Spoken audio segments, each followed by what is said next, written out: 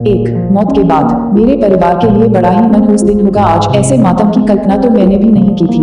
भोर की शांति अचानक से रुदन विलाप में परिवर्तित हो गई। रिश्तेदारों पड़ोसियों का तांता लग गया। मेरा छोटा भाई और चचेरे मेरे भाई एक के बाद एक सभी दूर पास के लोगों को फोन लगाकर मेरी मृत्यु की सूचना देने में लगे हैं। आज सुबह 8:45 पर मेरी मौत हो गई। आखिरकार उस भयंकर शारीरिक पीड़ा से छुटकारा मिल ही गया। मैं अपना शरीर त्याग कर ठीक हूँ, बहुत ही बेहतर स्थिति में। मेरी आत्मा और मेरा मन सही तालमेल में लग रहे हैं। गजब का हल्कापन महसूस हो रहा है। इतनी खुशी शायद जीवित रहते हुए कभी महसूस नहीं हुई। मुझे गुजरे हुए अभी सिर्फ 1 घंटा ही हुआ है, पर जिस पल मेरी मौत हुई सब कुछ बदल गया। अपनी बीवी व 3 बच्चों को मेरी लाश के सामने बिलखता देख कुछ भी फर्क नहीं पड़ रहा। मेरी पत्नी रो रो कर अधमरी हुए जा रही है, पर उसे देखकर दया भी नहीं आ रही। मैं अपने घर का इकलौता कमाऊ इंसान था। मेरे बिना मेरे बच्चे और सीधी साधी बीवी क्या करेगी, इन सब की चिंता से भी मुक्त महसूस कर रहा हूँ खुद को। मैं इस दृश्य और त्रासदी से बिल्कुल आहत नहीं हूँ। धड़कन बंद होते ही दिल ने अपना काम करना छोड़ दिया। शब्द तो चाहकर भी दुखी नहीं हो पा रहा, पर सुकून की बात यह है कि सब कुछ देख और समझ पा रहा हूँ। बस महसूस करने वाली इंद्रियां मर गई हैं। जीवित रहते इतनी वेदना सहता था कि हर पल बस यही कामना रहती थी कि अब मरूं। काफी समय से कैंसर की पीड़ा भुगत रहा था। गत 1 वर्ष से शल्यग्रस्त था। बीमारी के अंतिम पड़ाव पर बदन सूख कर कांटा हो गया था। कीमोथेरेपी से चमड़ी काली पड़ गई। दवाओं की शीशी चढ़ाने के लिए सुइयां घुसा कर नसें सूख गई। बाल नहीं रहे, मुंह में छाले पड़ गए।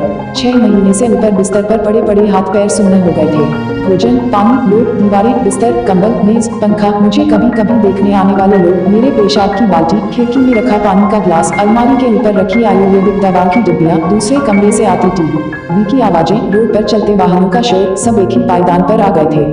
किसी में भी भेद करना मुश्किल था। सजीव निर्जीव सब बराबर हो गया था। आंखें खुल रही थी और सांसें चल रही थी बस। आखिरी 1 महीना सिर्फ पानी की कुछ बूंदों पर जिंदा रहा था मैं। न जाने कब से पेट में जमा किया छिटपुट ठोस मल में भी तब्दील नहीं हो पा रहा था। दुर्गति की पराकाष्ठा यह थी कि खांसने पर मुंह से और मल करने की चेष्टा से गुर्दों से बचा खुचा खून बाहर आ जाता। ऐसे बुरे समय में कोई क्या जीना चाहेगा। इसीलिए जीने की इच्छा तो जीते हुए ही छोड़ आया मैं। अब तो मेरी खुशी का ठिकाना नहीं है। एक बार फिर स्वतंत्र हूँ मैं, सभी बंधनों से मुक्त। मेरे घर वाले पिछले 1 घंटे से बिलख रहे हैं। सबके चेहरे पर थकावट है। मेरी बीवी तो लगता है बस अब बेहोश ही हो जाएगी। मेरी वजह से पिछली कई रातें जगने व हर सुबह मेरी जड़ स्वरूप काया को देख कर आंखें थक गई थी उसकी। मुझसे बहुत प्रेम करती थी, पर क्या मुझे रोज इस हालत में पाकर मेरी मृत्यु की कामना न की होगी उसने।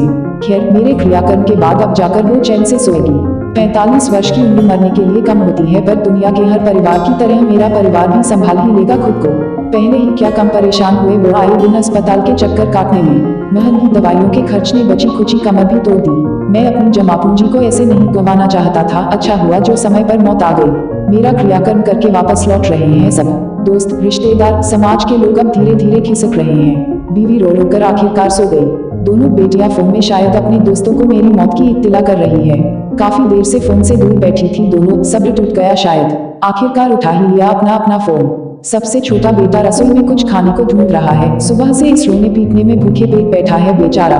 जो करीबी रिश्तेदार हैं वे भी धीरे धीरे विदा ले रहे हैं। किसी के बच्चों की परीक्षा है तो किसी के ऑफिस में बड़ा काम है इन दिनों। कोई मेरी वजह से पूरे दिन दुकान बंद रखने से हिचकिचा रहा है तो कोई वैसे ही बोर हो रहा है। मातम का माहौल भला किसे पसंद है। जो मर गया उसके जाने पर समय खराब करके भी क्या मिलेगा। लोग समझदार हो गए हैं।